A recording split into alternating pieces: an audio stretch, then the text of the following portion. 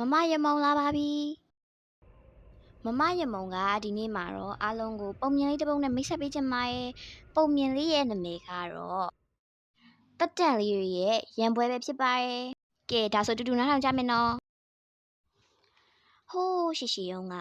ကမ္ဘာလောကကြီးမှာအယောင်လေးတွေကအခုလိုငြိမ်ငြိမ်လေးနေကြတာမဟုတ်ဘူးကွ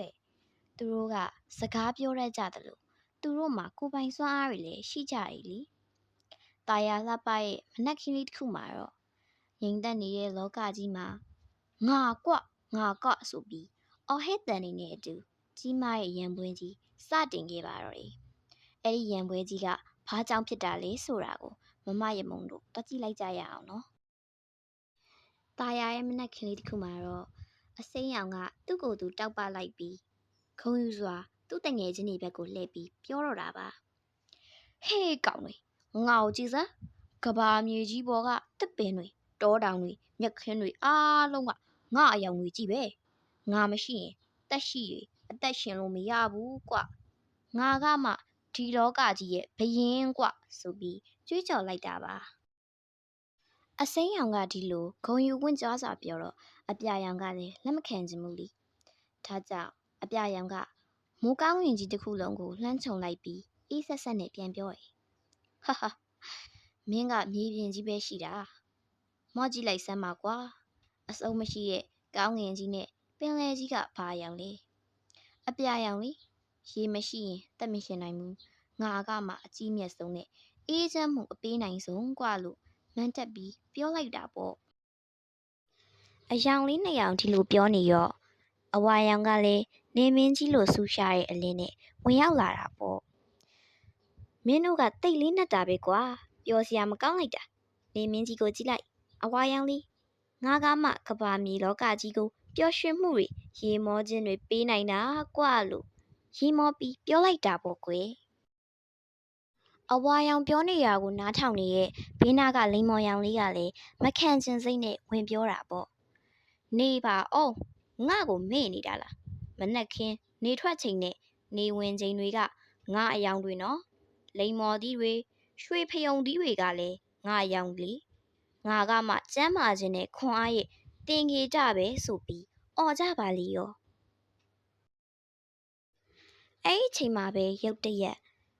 ဝုံခနဲ့ဆိုပြီးအနီရောင်ကဒေါသတကြီးထွက်ပေါ်လာပါတော့တယ်